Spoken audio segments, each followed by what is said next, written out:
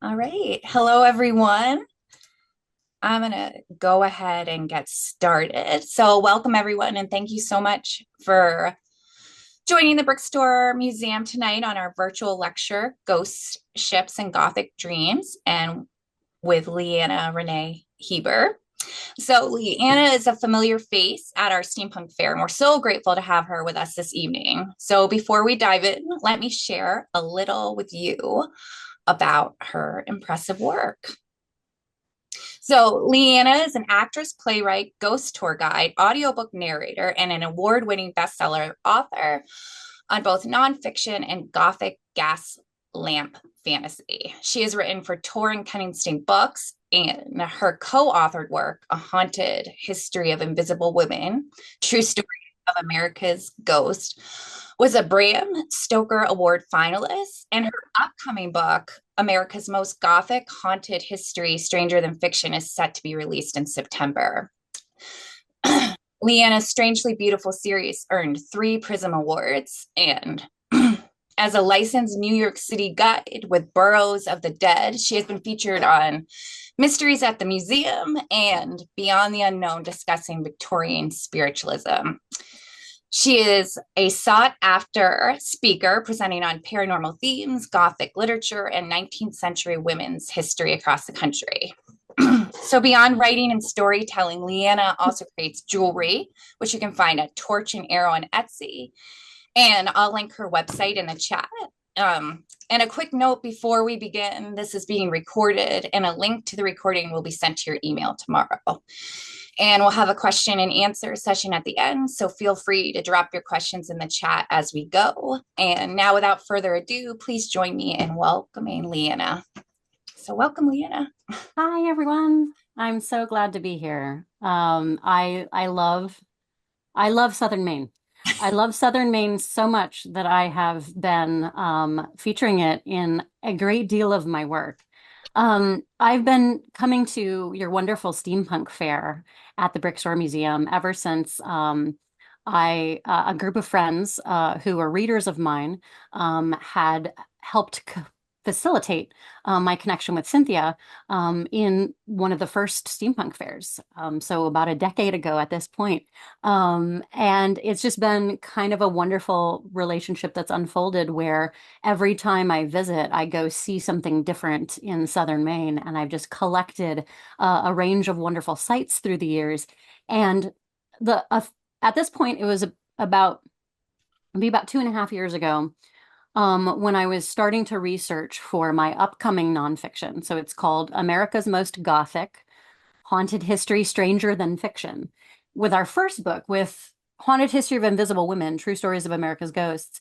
In this book, we were focusing on women's stories and specifically ghostly women and talking about narrative and how do we construct the narrative around women's ghost stories in regards to some of the issues that women have faced historically. So it's one part sort of social history, examination of society, one part real ghost stories, and another part actual history of who were these women when they were alive, let alone their ghost stories.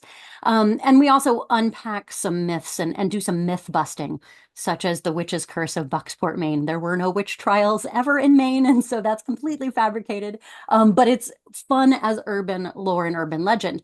So with this book, with America's Most Gothic, we're doing the same examination of, okay, let's look at haunted history and let's look at some ghost stories that are more powerful because they fit into tropes of Gothic literature. So in terms of what the Gothic is, historically, it goes back to the 1700s.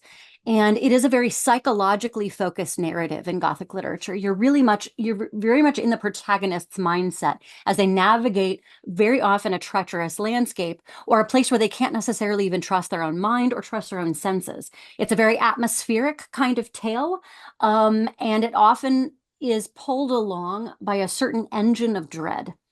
So those are the things where it's not necessarily that there's this big action adventure that's happening. Usually it's a little more creeping and chilling, and it's not fully horror or bloody or gory. Usually a lot of the Gothics are much more psychological and disturbing on a much more personal or psychological level. Obviously for the American Gothic, Edgar Allan Poe is kind of our touchstone on this. We're opening all of our sections in the book with a quote from his work. So And in terms of the American Gothic landscape, Southern Maine has some really beautifully eerie landscapes to add to this. So here I was looking through a book about different haunted areas around the country. So how we decide which of the stories to focus on is we basically just pick and choose. Andrea and I like look at all these books of haunted history all around the nation, and we're like, what are the stories that are really speaking to us? And also, too, if we're traveling, what are places that have known haunted reports that we can check out personally? Because we really find that a personal angle, if we can get our boots on the ground at some of these places, what is our personal read on the atmosphere? What's our personal experience with that? Because especially with the Gothic narrative, if it's really about psychological focus, then we as the authors of these nonfiction narratives here, we still have to make it a good story, especially in narrative nonfiction. So we want to have our own perspective of it. So I knew I was going to be heading out to the steampunk fair, and I was like, all right, well, all right, Southern Maine, what do we have for ghost stories? Oh, oh, you're telling me there's ghost ships? Oh, sign me up. So I excitedly learned all about the ghost ships along the Casco Bay area and all of that's history. So what I'm going to do now is I'm going to read you the chapter that came from this. Now, before I even got to writing the nonfiction, the setting was so evocative to me as I went along Wolfe's Neck Preserve, beautiful area. And I went to the edge of the land and the water, and I just became obsessed with it. And you'll see in the narrative here, my some of my first responses. But I immediately set to work on a fictional story about a ghost ship and her lady captain who patrolled the waters to right old wrongs and bring murderers to their grisly ends. Because I was just so obsessed with the landscape and the nature of this acoustics along the bay. Fascinating stuff for me. So, both in fiction and nonfiction, it's just been such a striking place. And so now every time I'm back in Maine, I go to Wolf's Neck Preserve as like a pilgrimage because I was so struck by it. I did little Instagram posts about it, and I hope that if you're in the area that you will go and say hello for me at any other point because if I am a New Yorker and I love being a New Yorker, but if I was anywhere else, I probably would try to be as close to Wolf's Neck Preserve as possible. There are just those places in the world where you go and you just feel something really magical is there. I really have felt that way pretty much everywhere in Southern Maine. It's just really atmospheric. So y'all have a really good thing going. So, and I'm so glad to be able to have the ongoing connection with all of you. So without any further ado, for my part, I'm going to read you a nonfiction chapter. And you will notice that the Brickstore Museum is featured prominently in the chapter. Thank you, Cynthia, because Cynthia became a really good resource as I was trying to kind of unpack some of these narratives about ghost lore and dark dreams and premonitions that go into a lot of haunted nautical narratives. So you'll get a little bit of backstory, and then I promise you I will leave a bunch of time for Q&A. And if we have time, I can read you a little bit of an excerpt of an upcoming there's a whole upcoming Gothic novel that is coming out in maybe a year and a half or so. It's a young adult novel, and it's also set right at Wolf's Neck Preserve, and I have laid the whole landscape exactly as I've experienced it. I just decided to put a Gothic manor right in the center of it. So that's fiction, but the landscape is there in a lot of love. So if we have time, I'll maybe do a tiny excerpt of that. But let's start with the nonfiction. Dead Ships and Dark Dreams, the Ghost Ships of Southern Maine. Standing on the ragged, striated claws of land that reach out into the inlets, eddies, and bays of Wolf's Neck Preserve in Southern Maine, I heard ghosts. At least, that's what I thought at first.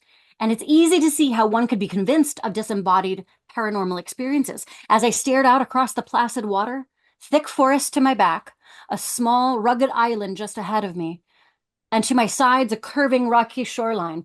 One thin isthmus of land stretched out past a cove where it pointed like a long accusing finger towards the ocean beyond. The acoustics of this coastal precipice startled me.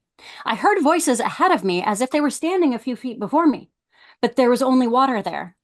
Further still, along that forested isthmus, no one stood along the bank. I heard an entire family talking, a child screaming. I whirled around and saw no one. Only when I went back the way I came, around a large boulder, did I see the family I'd been hearing, an excited child eager to scramble onto the plateau of rock. I don't know much about the science of acoustics, but I'd never in my life experienced such a disorienting bounce of sound as on that stretch of rocky coast. So it was easy to imagine how easily one could become convinced of a haunting. Disembodied voices clattering against the ear. If the fog was thick and the sounds were close, imagining a blackened, battered prow piercing through the mist like a knife would seem inevitable. A cursed, phantasmagorical ship that sails forever, doomed to keep trying to dock along the perilous coastline to which it never returned. It must be noted that in English language reference and in general Romance language tradition, ships have been gendered as she for centuries. A mother goddess who shields her crew and is loved by her workers and leaders. She is boarded. She sails, she holds, she carries, she travels, she harbors. But yes, she's often endangered, at the mercy of unpredictable weather. Sometimes she sinks. Sometimes she sails again. Sometimes she may be spectral, an eternal harbinger piercing through the murk, floating over the water. She is a home for her passengers. She seeks a port in which to rest. The legend of the Flying Dutchman, a cursed ship powered by a spectral crew, was the first ghost ship I encountered as a child who loved folklore and ghost stories. While accounts of the legend differ, whether driven by misfortune, a criminal wickedness, or simply bad weather, this cursed ship and its spectral crew can never dock. Wagner's operatic version may be the most compelling and the most famous. It does, however, perpetuate a woman's death as the core plot point, a reliance on which classical opera is relentlessly guilty. Wagner's version points that the doomed captain can return to land once every 7 years to search for a love that will break his wandering eternal curse. A young woman named Senta, who had long dreamed of being the one the infamous Dutchman might seek, meets him during one of these 7-year moments, and the two fall for one another. They are later thwarted by misunderstanding. Senta sacrifices her own life by throwing herself into the sea. The final tableau sees her and the folkloric hero she adored in a spectral reunion, the curse broken and their spirits joined in death. An unsettling theme of art and ghost lore revisited, that a woman has to die in order to be believed or found worthy. The first print appearance of the Flying Dutchman dates back to 1790, when John Macdonald notes the superstition of the spectral ship that had already been well established by the time he included it in travels in various parts of Europe, Asia, and Africa during a series of 30 years and upward. That is the full title. The tale gained traction in sailor superstition, particularly around bad weather, perhaps emboldened by optical illusions on water, like a superior mirage, a fata morgana, or a looming, in which rays of light are bent, reflecting at various indices to appear as if an object is airborne. The Flying Dutchman was born of Dutch maritime and colonial power. One inspiration might have been the Dutch captain Bernard Foch, who made trips from the Netherlands to the island of Java, Indonesia, in what seemed like preternatural speed. His contemporaries insisted he was in league with the devil for his swift travels.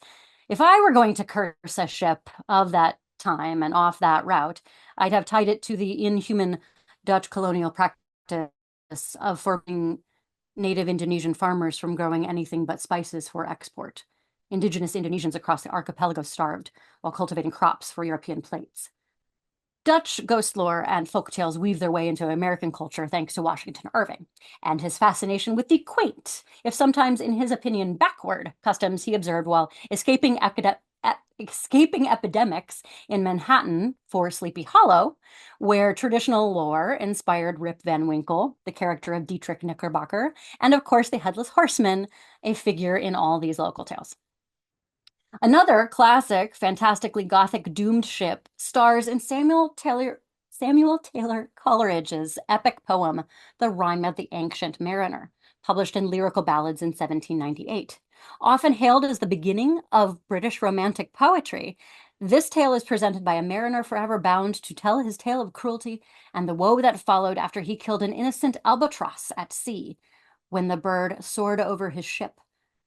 Gustave Doré's haunting, stirring engravings of the mariner's ship float through my mind as I consider this topic, invoking the ship as if it were an acherontic vessel floating across purgatorial waters.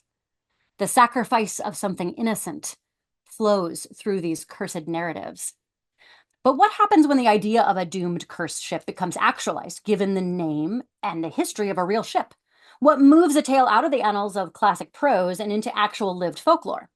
The sightings of cursed ghost ships are most certainly amplified by those famous literary vessels as templates, but many have striking, uniquely strange details of their very own. I've made a habit of standing on as many points along the New England coastline as possible, and one can simply inhabit in a moment the moody, treacherous, rocky Gothic settings that gave rise to Lovecraftian imagery and weird, witchy, haunted tales. The atmosphere of a Gothic novel creeps over you, encroaching mist along the outcroppings. Nowhere felt as immersive to me as the coast I've described above in southern Maine. Into that atmosphere, a ghost ship was born after it never came home. Along Casco Bay and around the Harpswell Freeport region, repeated spectral sightings of a schooner named the Dash have been seen along the irregular rocky coastlines for over 2 centuries.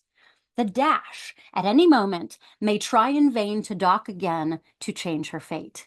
She might be an omen of inclement weather. She may appear to collect the spirit of a relative of a former crew member.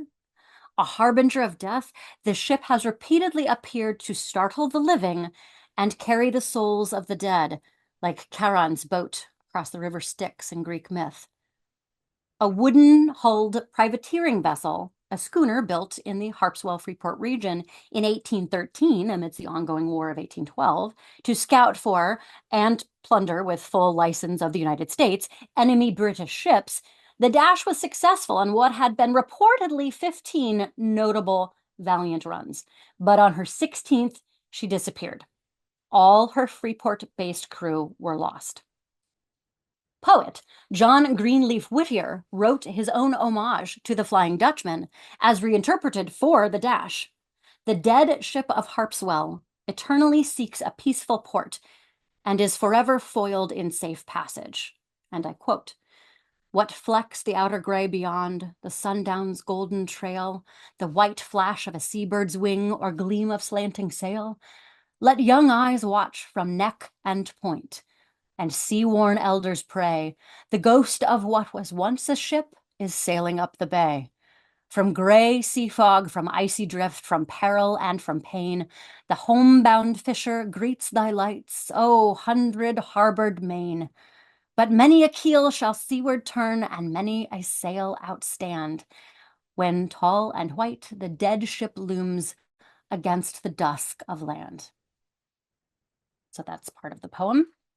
Published in the Atlantic magazine in June of 1866, Whittier's poem gave the real-life tragedy of the Dash and her crew additional immortal power. Author Robert Tristram Coffin, forever drawn to his native Maine lore, wrote his own homage to ghost ships in his 1936 novel, John Dawn, additionally pulling from the ongoing lore of the Dash. Incidentally, this very writer, Robert Tristram Coffin, is the reason why it's nearly impossible to kill the witch's curse of Bucksport, Maine myth that we have written about before. While there were no witch trials in Maine, and the curse is, in fact, admittedly a curious flaw in a gravestone and not a spell, Coffin's poem about the witch's curse cemented it in the American imagination as if it were a real event. When people want to see something as haunted, or want a more interesting explanation for a curious but otherwise mundane thing, something paranormal is created, for better or worse. But the Dash has an outsized history that shifts it out of the realm of poetry and folklore alone. During her run as a privateering vessel, the Dash and other ships like her were regarded as a sort of sea militia working for the United States against a stifling British blockade of New England ports. The Dash was armed with several working cannon and several model ones to make her appear more armed than she was. These were known as Quaker guns, noting the pacifism of the Society of Friends religion. The Dash was partially successful and considered uniquely or the dash was particularly successful and considered uniquely lucky, but perhaps that in and of itself tempted fate. In January of 1815, her luck ran out when Captain John Porter is said to have lingered too long saying goodbye to his newly wedded wife, and it took 2 signal gun firings from the ship to bring him back aboard. Perhaps reluctance founded in a dread premonition. Accounts say that once the Dash left Freeport for the Gulf of Maine, she did so racing another American privateering vessel, the Chamberlain, and her swift, impressive speed launched her headfirst into a winter storm. She was never seen again, at least not whole, and not with a living crew. A few months after the Dash's disappearance, fishermen began spotting her prow piercing through thick fog, silently heading towards Freeport at a fierce clip, even when no wind was driving the sails.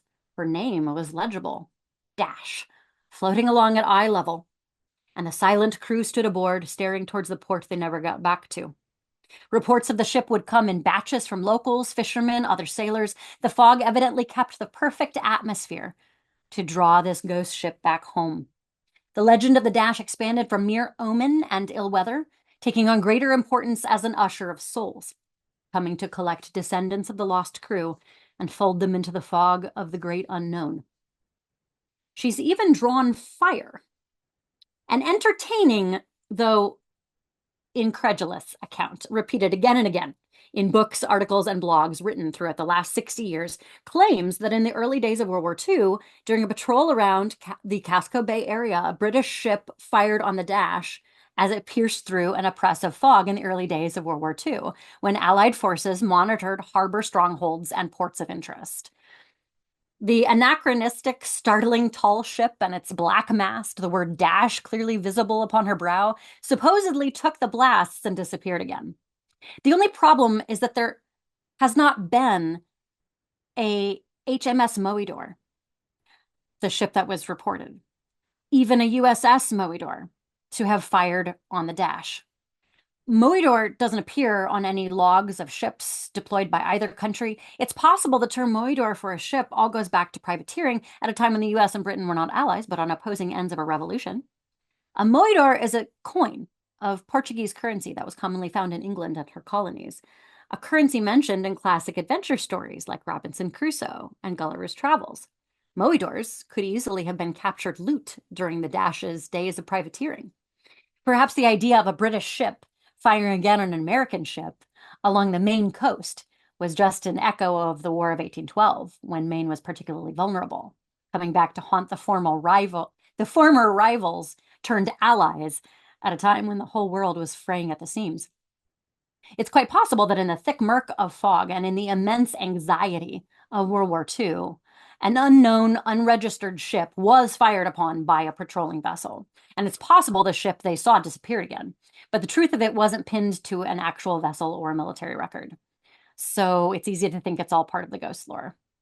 What is frighteningly true, however, is that Nazis reached Maine. On April 23rd, 1945, the USS Eagle 56 was fired upon and sunk by a German U-boat 853 in Casco Bay. Only 13 of the 62 crew members survived. Because the attack came at the end of the war and the U-boat had not received orders of any surrender, the sinking of the Eagle was reported as an engineering and boiler failure rather than an escalatory attack from a foreign adversary. It wasn't until 2001 that the full truth came out and the U.S. Navy finally awarded Purple Hearts to survivors and family members that had been denied them under the guise of an accident rather than an attack. Perhaps there's a haunting to be had in this injustice. Perhaps these war dead, with the truth of their deaths hidden and covered up at the time, having left their own ghostly imprint upon the bay, drawing forth further inexplicable sights, sounds, and activity. The Dash is also a harbinger of death.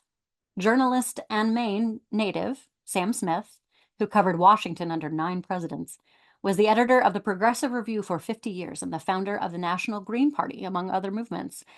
He has his own Dash tale to tell. In an essay compiled in the memoirs section of his site, he notes that folklore became deeply personal.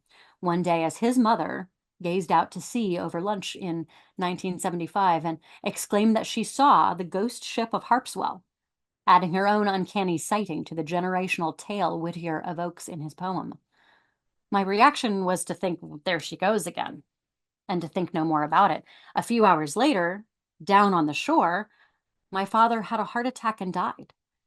As we returned from the hospital and parked the car, my mother suddenly cried, "The ghost ship of Harpswell." We went inside and pulled out a volume of John Greenleaf Whittier's poems and found it. The ghost ship of Harpswell had been the privateer Dash, which had been lost at sea after compiling its remarkable record. It would be later said that women saw the vessel just before their husbands died, but would make nothing of it. That's from the Sam Smith archives. I read these accounts and then stood on the exact coastal edges at Wolfe's Neck Preserve, noted in some of the Dash sightings, imagining a scene of deep fog, old ships piercing through, as if parting the veil between worlds. I felt like I could see it unfold before my eyes, the peculiar acoustics rattling around my ears in a confounding manner. It sets the mind to spinning. The day I visited this coastal curiosity, I was taken under by the muse herself, immediately, as if I channeled it. I wrote a fictional story about a ghost ship and her vengeful female captain. Additionally, I've pinned the setting to a forthcoming Gothic novel, imagined at this very spot. The curious rocky coast of this bay continues haunting me in the most visceral ways. Is all of this merely tall tales for tall ships? Well, if one isn't easily convinced, there is a verifiably doomed Isidore to consider. For the past 10 years, I've been a part of the Southern Maine Steampunk Festival at the Brickstore Museum, a lovely little historic outpost founded by a woman who wanted to celebrate local industry, lore, and history. When discussing the topic of this book with the staff, noting my interest in local ghost ships, director Cynthia Walker immediately gave me access to a script the museum uses for the museum's All Souls Walk through the cemetery, where local historical figures speak at their gravestone about their lives. The woman the fated ship was named for, the daughter of the ship owner, Isidore Smith, speaks about the wreck at her gravesite, describing the day of the Isidore's launch in 1842 as ominously gray. The ship had a halting stop to its launch, unable to fully reach the water, a fact considered by sailors to be an extraordinarily ill omen. And quoting from the script, as no one wanted to be aboard a ship that doesn't want to go into the water. The next day, another attempt was made to launch the Isidore, and she tipped so badly that some feared she would capsize. Finally, the boat sails at the very end of November, its first night out, very still, but the following, a freak early winter storm whipped up winds and ice, freezing sails and making the ship impossible to control. As a narrator of the tragedy during the All Souls Walk, Isidore explains that everyone on board was lost to icy waves and that hardly any bodies could be recovered. Describing how every crew member's family came forward to recount how, to a man, each sailor had experienced nightmares and troubled premonitions prior to the voyage, Isidore continues in the script. One sailor had envisioned 7 coffins on the shore, and it was just 7 bodies that washed ashore. There have been reports of the ghost ship Isidore off Bald Head Cliff. People have spotted the ghostly crew with gazes fixed straight ahead. The ship vanishes when other boats try to approach. The immediate reporting surrounding the dashed and sunken Isidore and Isidore, there are 2 different spellings that persist in the historical documents. And so it's hard to get a consistent on those spellings, but whose sinking prompted a discussion of another ill-fated vessel the year prior. This was just as grim. An article in the Bangor Daily Whig and Courier on December 5th, 1842, notes under the heading Most Melancholy Disaster, with capital letters and italics as presented, it declares, "It becomes our duty to record one of the most distressing disasters by sea that has ever taken place in our vicinity. On Wednesday night last, the bark Isidore, Captain Leander Foss, from Kennebunkport for New Orleans, was driven ashore in the gale on Cape Nedick Rocks, a few miles south of Wells Village, and totally wrecked, and melancholy to relate, every person on board, consisting of 15 men, including the crew, perished." The article goes on to relate this was her first voyage. She was driven ashore on the same point of rocks on which the William Fales was wrecked last March. And the article closes with the harrowing quote, During the gale, a body without head or arms was washed ashore in the same place, supposed to be one of the unfortunates who perished on the wreck of the William Fales. It cannot be identified. The capacity to focus on the grisly aspects, even in the immediate, seems to be a common human impulse across time. And right away, there was a helpless examination of the nightmare premonitions experienced by so many of the crew. Believing their concerns only after their deaths didn't do the crew any good. Instead, the living are left to lament. Lines composed on the loss of the bark Isidore, a poem written in commemoration of the ship's loss. Another document shared with me by Cynthia at the Brickstore Museum notes these ignored premonitions. Quote, but when they left, a secret fear possessed the minds of kindred dear, that a sad fate would them befall, proving destructive to them all. Those fears were not an idle dream. They hasted to the dismal scene, where all was in confusion hurled, and friends had left the present world. The haunting remains for the living to examine. Why weren't they believed? Why couldn't that have been enough to delay the sailing for a day? Would it have helped? Or was it doomed regardless? Hauntings float side by side with uncertainty, like a voice one hears right in front of them, but there's nothing and no one to be seen. A trick of the bay, an odd acoustic quirk of these jagged inlets. The sailors were right to be frightened. Their premonitions came true, like the plight of so many victims who had an intuitive fear of what lay ahead. Their warnings were not heeded, and they were forced into their own unfortunate prophecy. This sort of dread knowledge haunts a great deal of history and its resulting ghost lore. Workers who are afraid of their working conditions will end up killing them. Perhaps ghost ships simply honor and remind all those tied to its industry the grimly alluring dangers of the sea, the unfathomable deep, the sea as cosmic void. It is another world. It is a siren call and a cruel mistress. May she sail forever? Be she the Dash, the Isidore, or more, a warning, an omen, a harbinger, a remnant of the past and a present haunt. May she pierce through the fog of our perception and jar us into listening to our own instincts. Perhaps in doing so, she can haunt a person into taking better care of themselves and those around them. After all, aren't we all just looking for safe harbor and peaceful rest? Thank you. So that is the chapter about your wonderful Southern Maine. And this the ghost lore is magnificent. There are lots and lots of ghost ships around the country, but the Dash and the Isidore and the whole area. The history of Southern Maine for me was actually had the most heft to it, which is why I decided to focus on that particular area. I could have written an omnibus chapter noting other ghost ships, but I thought, no, let me just focus in on this area and try to get into some of the poetry about it too, which I think is a really interesting side note about all of that. So we've got a little bit of time. I'm going to read you a little bit of the beginning of Ravenfield Hall, which is set at the edge of Wolfe's Neck Preserve. And I will then open things up to questions. So one moment as I switch documents.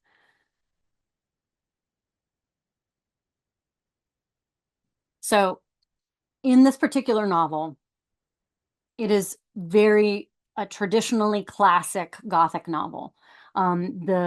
This fiction is set in 1874, the year after there was a catastrophic Wall Street bank crash in 1873. So 1873 is when the crash happened. The book is set in 1874, the year later. And my heroine, her family was ruined and she has nothing in this Wall Street recession. And it actually triggered a global recession. It was so the markets, even in the 19th century, were very intertwined. So it actually caused a recession in Europe as well. And I know we think more of our, 2008 recession. There's patterns of various different speculation that has led to ruination at many different times. The crash of course, 1929, leading into the Great Depression of the 1930s. So there have been some patterns with this. So I wanted to tie, um, what I wanted to do was correlate two things that are historically true in this fiction. Two of these things being the crash that I just mentioned, that Wall Street upheaval, and the concept of land pirates. So Southern Maine and a great deal of the Massachusetts coast, actually all along the New England coast, all the way up and down, especially through Massachusetts. Land pirates were a thing where they would basically create false lighthouses and lure ships against the rocks, and sometimes kill the crew, and sometimes just haul off with the items on board the ship. Um, this is the basis for a very famous Gothic novelist, Daphne du Maurier. She wrote Rebecca. She's most famous for that. Alfred Hitchcock did the movie adaptation of that. She also wrote a book called Jamaica Inn, which is about land pirates over on the English coast, and that specifically Jamaica Inn is in Cornwall. And so she wrote about a man trying to kind of keep himself in the manner in which he is accustomed. So sort of a lost lord who has lost his title and his treasure and is trying to regain it by stealing it from ships that he is the ringleader of a group of land pirates in Cornwall. So when I was talking to my editor about my version of this uniquely American tale, she was asking, can you kind of do a bit of a retelling of some Du Maurier properties? And I said, oh yeah, no, land pirates will work really well because there were land pirates historically on our coastline as well. So with that as the backdrop, I have set things along the same bay, which would have provided a place that land pirates could have been. Although the Wolfe's Neck area, the land piracy was not reported directly there. It was more spread along a little bit further north. But for the purposes of my experience along this coastline, we've set it at Wolf's Neck. So, and so now here you get to hear this. This hasn't even this hasn't even been through full edits from my editor. So you're literally hearing, you're the first human beings to hear this beyond me reading it myself. So I promise I have edited it. It's not going to be that bad. So we're going to try this all together here. Ravenfield Hall stood before me, as if I dreamt it into being.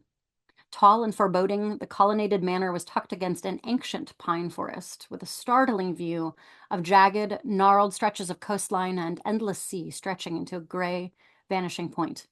My new home for the foreseeable future. A dark gray stone and wrought iron, an ancient temple of a design reinforced by rusting tracery. It loomed ahead with two large arched windows that curved towards one another like narrowing eyes. The columns standing sentry along the front landing gave the appearance of long, bared teeth. Then again, my dreams had a habit of conjuring up a brooding, haunted manner very similar to this, and the dream would turn nightmare when I became trapped inside. My mind had run this ceaseless, anxious course since childhood. But this building was my present reality. It was not a flight of fancy, it was my employer. I would have to make peace with whatever awaited inside. Across the water, on a small, rugged island, sat a rustic stone inn with a wide courtyard. The gas lamps along the gate and on either side of a wide wooden door glimmered in the reflection of the cove between us. A consistent thrum of water lapped against a barely visible land bridge between the continental shoreline and the island. At low tide, more would be revealed. I was a child of the great New York metropolis, and this forested place of tumbling rocks and deep shadows was utterly wild by comparison. The landscape was positively Gothic, and as my carriage rolled along the unpaved lane, so did an encroaching mist. We turned up the narrow stone drive where the horse hoofs on the slate sounded like sharp shots of a pistol, clattering around my ears in an unnerving, all-encompassing echo, particular to this peculiar environment, reminding me this is a place of caution. The carriage driver hired at the train station hadn't spoken a word once I'd announced I was bound for Ravenfield Hall. He shook his head, muttering something, perhaps in French, loading my trunk onto the back of the hack, and shot off so quickly I lost my balance on the worn leather seat. We'd driven through an hour of thick forest to get here, with glimpses of ocean inlets where water snaked up to the land in glimmering tendrils, quiet tides interrupted by scraggly gray rocks. Striations like claw marks grasped against the coast as if to hold the land together. Countless little islands dotted the horizon. the talons having lost their grasp, releasing rock to the sea. Ravenfield Hall appeared as an oddity against a landscape of wildness. So there we have a little bit of fiction inspired by those very coastlines. So um, I certainly consider the area of Southern Maine to be quite a muse, and I look forward to sharing more tales with you in the future. So now let me open things up to questions. I want to make sure that I have plenty of time for questions. I would be happy to talk with you about um, the reasons for writing fiction versus nonfiction, how that all came to pass. If you're curious about the writing process itself, if you're curious about other historical things, I'm not an expert on all of Maine history, so you all are going to be better stewards of that. However, I have my niche interests, so I'm pretty much an open book about things. I've been writing since I was a child, but I've been publishing professionally with New York publishing houses since 2009. And so I have quite a backlist. And so I'm happy to talk about any of those things. I'm here for you in whatever ways you're curious about. Also, I can talk about being a ghost tour guide and about guiding people through haunted history and what that's meant, because I take that very, very seriously. I am a believer. I'm a skeptic first and a believer at the core. I'm a skeptic first because I know we as people can make a lot of stuff up, even just because our imaginations are quite powerful. So I like to to kind of split the difference and try to walk a very fine line between imagination and the realities there. So let me know what your thoughts are. And if you don't have any questions and I can just tell you a ghost story, that's fine too. So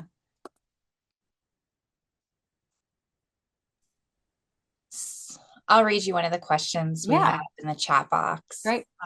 So are you currently doing any guiding? Yes. Well, not at the moment because it is Burrows of the Dead, which is New York City's top ghost tour company. They take the winter off because who wants to walk around in the wintertime?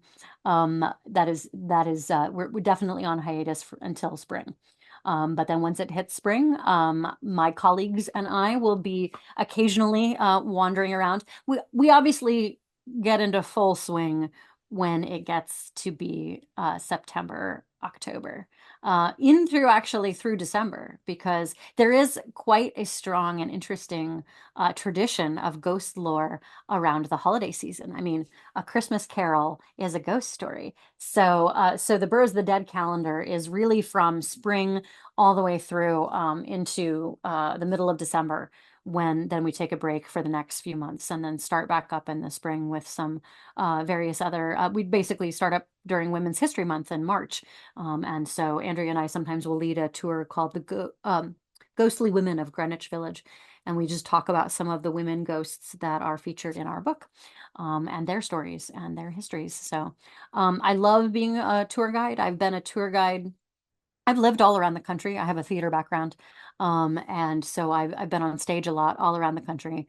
And any place that I lived for any amount of time, I would always take a side job as a tour guide of some kind. Whether it was in Ohio, whether it was in Minneapolis, where I worked at a haunted cave, which was a speakeasy in the Prohibition times, and so it was a site of mob violence, and it had some incredible ghost lore that was a part of that cave. So I've been a ghost tour guide for almost 20, now at this point, over 20 years, 25 years at this point. Over half my life, I've been a ghost tour guide. I've always loved ghost stories ever since I was a child.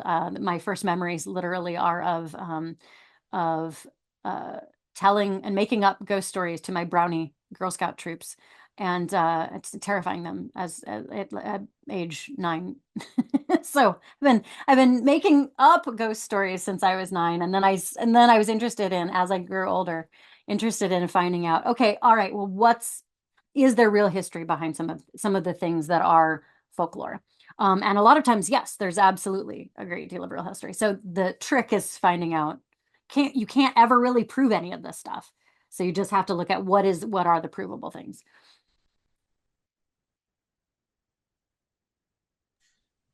I'm going to read you another question. And Yeah, if anyone else has questions and they want to put them in the chat box, I'm happy to read them.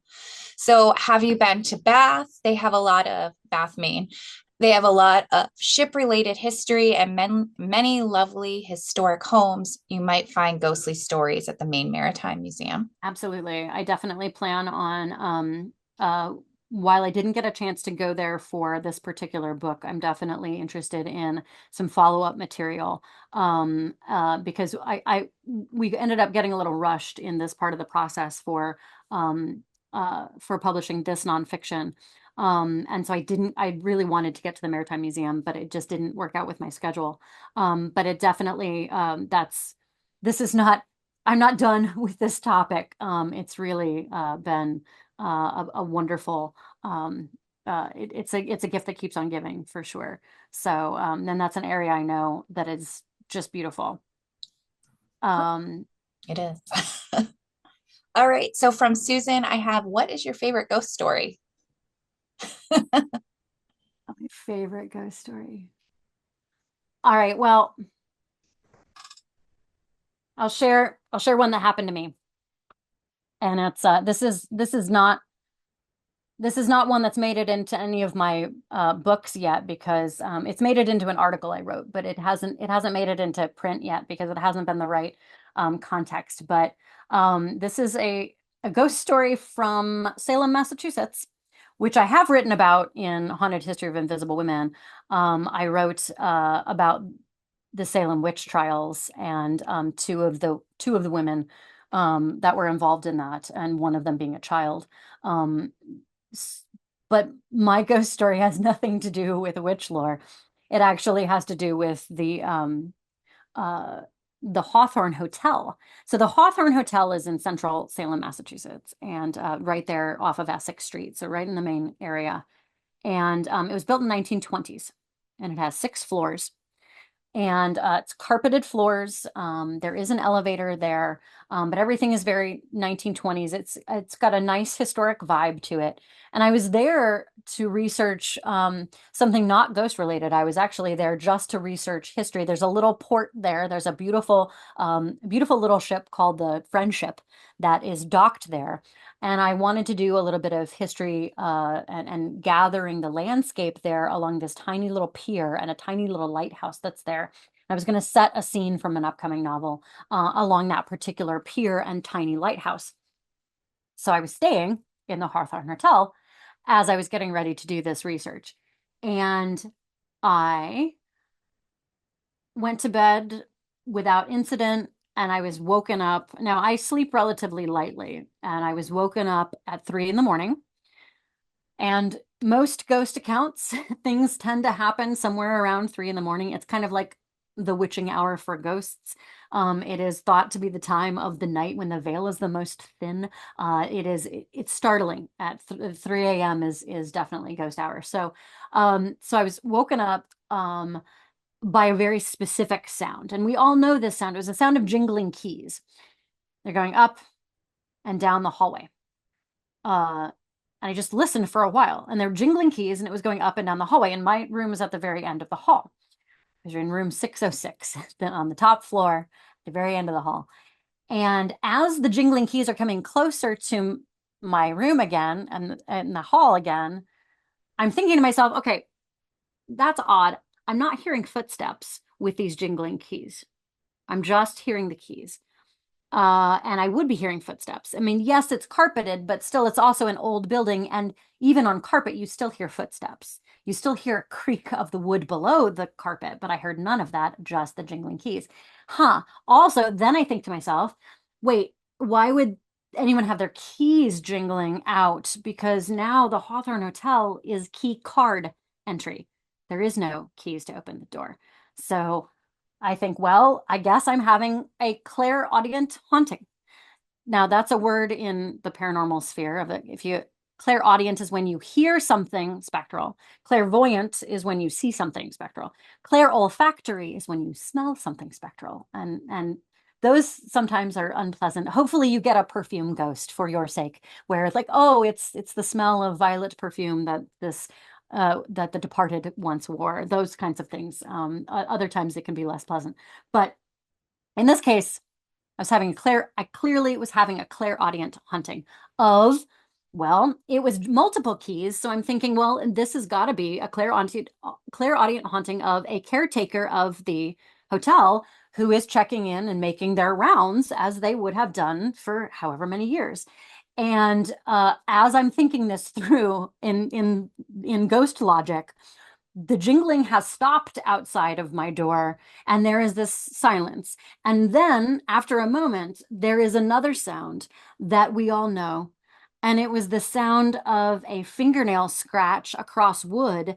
And there was a scratch along the headboard of my bed, 3 inches above my head. Now, I have been doing this ghost stuff since literally I could walk. I'm not a scaredy cat when it comes to ghosts or ghost stories, but this was just really close. This was very close, and I didn't see anything. I just heard something that was straight out of a horror movie, and my heart was just in my ears, and I thought to myself, remember your training. And I thought to myself, what do ghosts want? What generally speaking, when you're thinking about interaction with the spirit world, what do ghosts want more often than not? And it is to be acknowledged. It is to be acknowledged. So I so here I am. I am terrified, and I just say to the room, thank you for all that you do and all that you have done for the Hawthorne Hotel through the years. You are a very hard worker, and the rooms are very, very nice. Thank you very much for your service. Pause. Jingle, jingle, jingle down the hall. And I heard the keys outside going down the hall, and I did not hear them again. So that one was a little close, but it was the spectral note of tip your servers, everybody. So that was so there's your PSA, everyone. Your phantasmagorical service announcement is to always acknowledge if you have a spectral encounter you're not sure how to handle, then acknowledge. All right, thank you. Then I have one from Nancy, and it says, "What do you personally believe in?" Oh, the in terms of the ghosts, well, I definitely feel like I the things that have happened to me. So, and they're inexplicable otherwise. And they happened to me since I was a kid. So I had my first sort of spectral experience when I was about 6 years old. And it was family related. And it was one of those things where because that wasn't scary to me, and because I also just always thought of ghosts as people.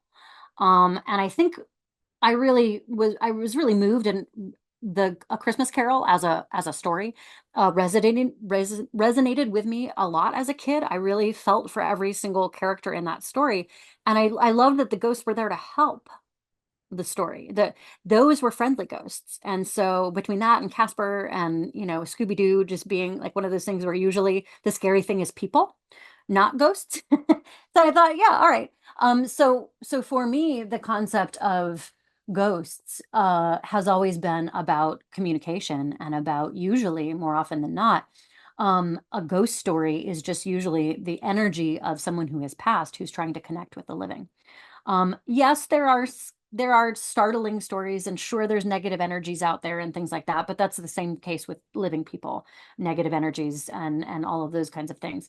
So for me, I'm interested in what is the ghost trying to tell the living, and what do ghost stories tell us about us in our current moment and what we're afraid of and why. Because I do think that if you track ghost lore through history, you will find that it reveals a lot about what people think of their modern world, and what they may have a certain amount of either guilt about or a certain amount of romanticism about. And how the ghost story is told says, really, frankly, more about the living than it does about the dead. But it's usually, for me, about connection, as is the theme. So hopefully that answers that question on with a there's going to be inevitably for me a little bit of existentialism in any kind of way I'm talking about ghost lore ghost lore and ghost stories because I'm not interested in them as Hollywood jump scares. That doesn't interest me. I'm interested in what's the human narrative there. Right, thanks. And then we have one last question. I feel like this is a good one to end on is why do you think ghost stories are so lasting and popular? Great question. And this is definitely what a lot of my books, both fiction and nonfiction, focus on, um, is this question. And I really think that it is because they remind us of the the sort of divine mystery, the idea of the unknown. They are of us. We could become them. They're not as easily discounted as other paranormal creatures. When you think about the famous paranormal lore, there's vampires, there's werewolves. Those you can more easily discount as creatures. Ghosts, well, again, they're of us and we could become them. And so I think it's that personal, that intimate element. And even if, I mean, I think here's the thing, even if people are themselves a skeptic, which I totally respect, I welcome all range of belief and disbelief in my world. It does not matter to me what you believe. Here's my lived experience. Here's X amount of hundreds of years of ghost lore about the particular spot. We'll examine it all together and we'll try to be open-minded about it. But all this to say, the idea that we are one one story away. Even the non-believers will have somebody that they know or they've talked to that have been part of something that they can't explain. Everyone has or knows somebody who has a weird story that is sort of a ghost story that's like, no, I don't believe in this stuff. However, this one thing happened that I can't explain. And that I think is the we're still wondering, well, what really is that? I'm personally of the view that science and the paranormal are not at all at odds. I think that the paranormal is probably just a part of science that we can't that we don't know yet. Um, so I think that there's a wavelength that energy is on, and some of that is probably energy that was attached to a certain corporeal body and is not at this point. So I think there's a certain amount of like it's the existential question powers all of this stuff. It's such a rich engine because also let's be real, we are human and we are afraid of what we don't know. And because we don't have a confirmation exactly of what is beyond and belief structures vary widely, there's a certain go there's a certain element to a ghost story that's actually a comfort because there's the concept that, oh, our we might be able to still have a little bit of energy that's left over. There is something after death. Some people also find that really terrifying. I don't want to be trapped, and I understand that completely. I don't want to be stuck forever haunting a place. Generally speaking, a lot of those ideas about a haunting in a place of tragedy is really more about the imprint, the sort of the psychic flash paper that happens, where it's like you have a certain amount of a psychic stain that's happened in a place of great tragedy. It's not that necessarily those souls or consciousness is trapped there. It's more just that's there as a cautionary tale for us. That's my personal worldview about those things. But I also understand this is a very complicated um, uh, this is a very rich and complicated thing, and there's no one right way to answer any of these things because all of it ends up becoming part of personal experience and personal conjecture, and it's definitely subjective. But I think because it varies so wildly and everyone has their own view and viewpoint to it, and because it does become personal, if loved ones are involved, that's why there's just so much there that we can continue to explore and talk about. And I'm not an expert because no one can be an expert in something that can't be proven. What I am is a storyteller. I'm a keeper of folklore, as it were. I've collected stories from around the country. I will continue to collect stories and do the best I can to try to tell them with as much love and respect as I can. Because at the end of the day, here's the thing, and this is a core principle with the company I work with Burrows of the Dead. So if you're ever in New York City, look up burrowsofthedead.com. All the guides are fantastic. I'm very rarely giving tours anymore because of how much traveling I do for the books and things, and convention appearances. But all the guides there are great, and our guiding rule is respect for the dead. First and foremost, respect for the dead. We're not going to whitewash history. There's a plenty of difficult things about history, and we're gonna tell the truth of it. But we're also going to have a respect for the fact that we're not telling Hollywood jump scares. We're talking about real people that really lived. So that's for us a very, very important thing, is to set the stage if there's something uncanny that happened, but not to go into the level of um, just making things up whole cloth, or aggrandizing or sensationalizing, or being cavalier about things that might have come out of traumas. So it's our duty, we feel, as ghost tour guides, to be as respectful as possible, to also, in cases of tragedy, let those be cautionary tales, so we can try to not live into such cruelties in the future. Um, so thank you for that. Awesome. Thank you so much, Leanna. We love having you at the brick store. We feel so fortunate that you join us for these talks.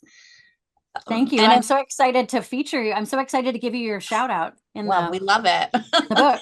And if anyone missed it, this has all been recorded and we will be sending it out to your emails tomorrow. All right. Thank you so much again. Thank you. I will see you all in September.